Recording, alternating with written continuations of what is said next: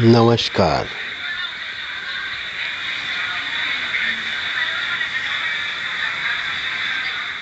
जयेश वर्मा मन की साधना में आपका स्वागत है।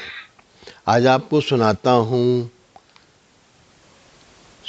श्रीमती सुमनलता श्रीवास्तव के कहानी संग्रह सरे राह से एक कहानी, चश्मे बद्दूर।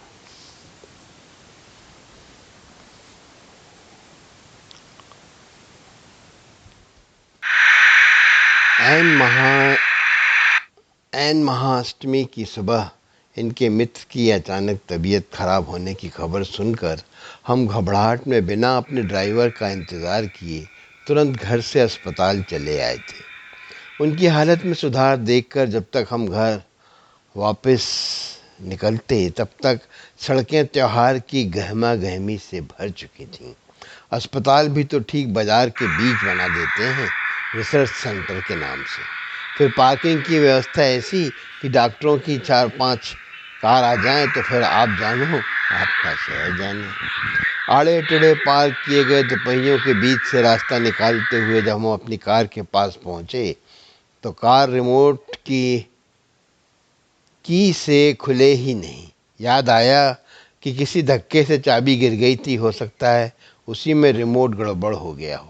चाबी लगाकर कार खुलनी चाहिए तो सिक्योरिटी अलार्म बज उठा। अब हमारी ही गाड़ी और हम ही को हाथ न लगाने दे, चीखने चिल्लाने लग जाए। 15 मिनट तक पतिदेव जद्दोजहद करते रहे पर अलार्म की चेंपों बंद नहीं हुई सो नहीं हुई। हम तमाशा बेशक बन गए। तय किया कि ऑटो रिक्शा या 3 व्हीलर पकड़कर फिलहाल तो घर चला जाए। रोड के किनारे तक आए तो देखा एक एकदम नया चमचमाता आपे ऑटो रिक्शा पास आकर रुक गया। ऑटो चालक भी बाकायदा यूनिफॉर्म पहने हुए था। अंदर बैठते ही मैंने, जैसे अपने ड्राइवर से बोलने की आदत थी, वैसे ही कह दिया घर चलो। ऑटो वाले ने भीड़ में से काटते हुए यू टर्न लिया और हमारे घर की तरफ चल दिया। इन्होंने पूछा, घर का पता बतला दिया? मैं बौखलाई हुई तो थी ही, तल्खी से जवाब दिया, अभी तो उसी तरफ जा रहा है ना। जनाब, ये पब्लिक ऑटो है, स्टॉप पर छोड़ेगा, घर तक तो पैदल ही जाना होगा। ऑटो वाले ने थोड़ा मुड़कर मेरी ओर देखते हुए कहा, नहीं आंटी, मैं आपको आपके घर तक छोड़ूंगा। मैंने कुछ चिढ़कर कहा, तो क्या तमाम सवारियों को मेरे घर तक ले जाओगे? वह बोला, मैं किसी और को बैठा लूँगा ही नहीं।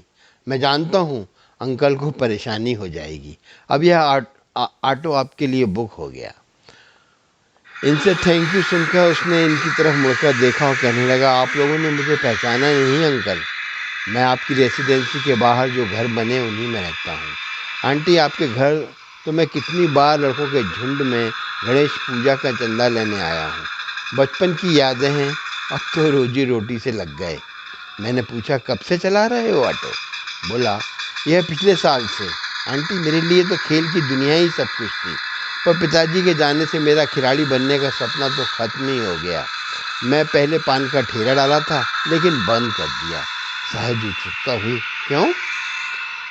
मुझे वह काम साफ सुथरा नहीं लगा। पान इतने महंगे हो रहे हैं कि लोग पान कम बनवाते हैं, तम्बाकू वाला गुटखा ज़्यादा मांगते हैं।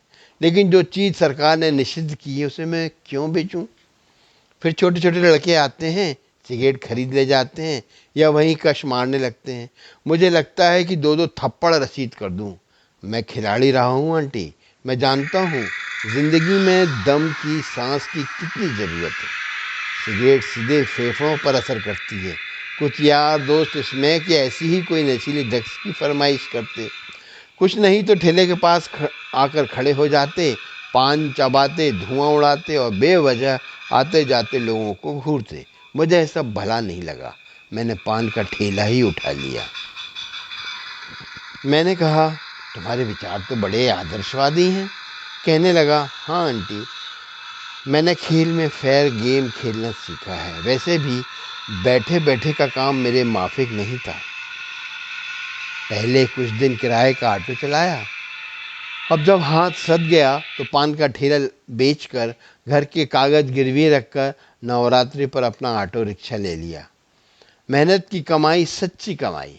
मैंने आज ही यह रिक्शा पहली बार धंधे पर लगाया है। सबसे पहले तो नर्मदा माई के दर्शन करने, या यूँ हूँ कि माई को अपने नए ऑटो रिक्शा के दर्शन कराने ले गया था। अच्छा हुआ अब आप लोग मिल गए। पहले दिन बड़े बुजुर्गों के पैरों की जितनी भी धूल हमारी गाड़ी में पड़ जाए अच्छा है। सारा दिन परेशान रहने के बाद उसकी इतनी सकारात्मक बातें सुनकर हम लोगों का मन हल्का होने लगा था। वह इतना उत्साहित था कि रास्ते भर कुछ न कुछ बोलता ही आया। जब घर आया तो इन्होंने किराए के लिए पर्स निकाला। उसने अपना हाथ लगाकर पर्स खोलने से रोक दिया। नहीं नहीं अंकल, मैं आप लोगों से पैसे नहीं लूँगा। याद है अंकल, जब भी भारत की जीत होती थी, आप सुबह सैर पर जाते समय हम सब बच्चों को क्रिकेट मैदान से बुलाकर टॉफ़ी से भरा पैकेट थमा देते थे। तभी से मैंने सीखा कि मुफ्त में बांटने से खुशियाँ बढ़ती हैं। आज मेरा खुशी का दिन है अंकल। उस नौजवान की सुंदर भावनाएं देखकर मन ममता से भर आया। मैंने उसके हाथ में 500 का नोट थमाकर कहा, गाड़ी का नजराना तो ले लोगे ना, हमारा आशीर्वाद समझ कर रख लो बेटा।